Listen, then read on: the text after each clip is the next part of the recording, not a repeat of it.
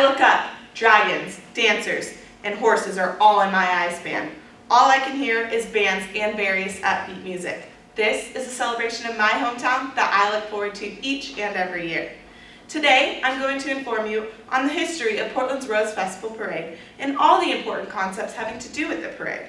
With much research through articles, books, and personal experience, I have learned a lot about the parade and which gives Portland its spunk.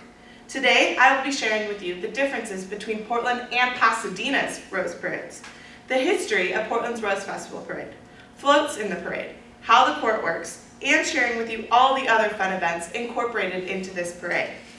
According to Betsy Mallory, 1 million people or more turn out every New Year's Day along Pasadena's Colorado Boulevard to watch dozens of flower-filled floats, bands, and groups in the annual Tournament of Roses.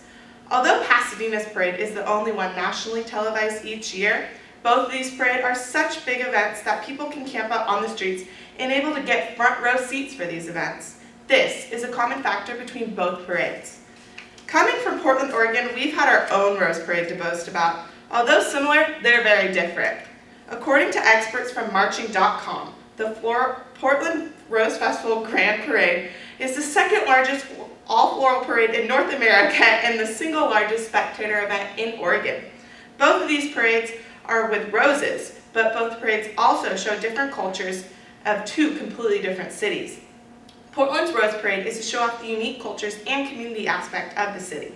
Although it's not well known, according to expert Eric Cross, Portland's Rose Festival Parade has been going on for over 100 years, every spring. The main attractions include beautifully crafted floats covered in every kind of flower that you can imagine. In between the floats are some of the best marching bands found to be all over the world. These parades show similarities, both having routes around the cities and beautifully crafted floats. Dates are another thing that vary. The Pasadena Rose Parade is during the New Year on January 1st, and Portland's Rose Parade is during the month of June, both for different reasons. According to pdxhistory.com, Portland's Rose Parade is in June because that is when the roses begin to bloom in Oregon. Both parades are branded different names. One parade is beautifully crafted around the famous bull game and another crafted around giving a city its name. You may be wondering what makes this particular Rose Parade so special. Well, my purpose today is to explain it to you. I will now explain how the Portland Rose Parade came about. On June 10, 1904, the first Portland Rose Parade was held. The whole point of the event was to show off the uniqueness of Portland's culture and the sense of community. It started 10 local businessmen trying to brand Portland for the summer capital of the world. This parade was made in order to show off Portland's celebrate values of volunteerism and environmentalism. Each year has a different theme and it will show the diversity of Portland. For example, last year's was Making Memories. This parade is now held over the month of June and has various events including parades, Indy car race at Portland International Raceway, and numerous other events. There are 3 parades, the Starlight Parade, Junior Parade, and Grand Floral Parade. Now that you know a little background about the Portland Rose Parade, I will now share with you the very important concept, the floats. Various local companies come to Portland's Rose Festival with their own original ideas, and Rose Festival volunteers work in teams to incorporate various companies' ideas with floats filled with roses. The cost of a single float is between $50,000 to $20,000 and up to a year of time and energy to make these masterpieces. A fun fact is there are enough roses on these floats to send your mother a dozen roses every day for the next 30 years.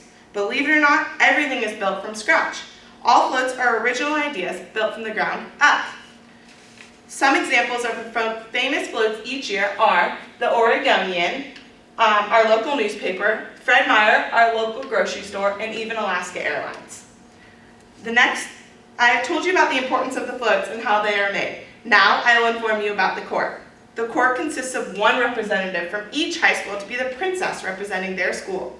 The court is made up of 15 princesses from the Portland metro area. The princesses then go out and volunteer for the Portland community. According to Rose Festival Foundation, after their selection in March, court members attend after-school and evening meetings during the month of April. Beginning May 5th, they travel full-time, 5 days a week for 5 weeks, visiting community events, business leaders, hospital, senior living centers, youth organizations, and civic groups. At the end, one princess is Queen of Rosaria, and winning a scholarship of $3,500 for the college of their choosing. According to Rose Festival Committee, the Queen represents Portland at the Rose Festival for 1 year at appearances through the country and abroad. When choosing a queen, judges consider each court member's leadership, scholastic achievement, school activities, and communication skills. Now that I have shared with you Portland's royalty, I will now explain some more simple concepts of the Rose Festival events. If seeing dragons, princesses isn't enough, there's also an astonishing beautiful carnival on Portland's waterfront. This includes various parade games and a giant human slingshot. According to Portland's Rose Festival website, fairgoers can enjoy exciting midway rides, live music in the Rose Zone, local beer, tasty treats, exotic displays, and many other special attractions. Another special event is the Dragon Boat races. According to official Rose Festival's website, it has been a waterfront tradition for 26 years and counting. This event has been bringing an exciting Chinese tradition to Portland for more than 26 years. The races include 80 different teams and 14 heats every 9 minutes. These teams are local, national, and international. The beautifully crafted floats can be viewed from Portland's waterfront park. Live bands from Portland's local high school and other bands sponsoring various local companies march and play music throughout the parade as well. According to official from Portland Rose Festival website, the 2014 Grand Festival Parade was included one of the largest marching bands in the world. Grand Floral is a tremendously prestigious parade. It is the highest possible mention for an honoring band that can receive the name of Grand Festival Marshal of this incredible parade within the famous festival. I have shared with you the live concepts of this parade, and now I will conclude my informative speech. To conclude, I have shown you all the fun that Portland has to offer with their annual Rose Festival Parade. I have shared these 5 facts about the Portland Rose Festival Parade with you. The difference between the Portland and the Pasadena Rose Parades. The history of the Portland's Parade. The importance of the floats in the parade. What the court is. And the fun events at the parade. So next time you come to the City of Roses, make sure it's during the month of June and you will be destined to have a good time because there's plenty to do.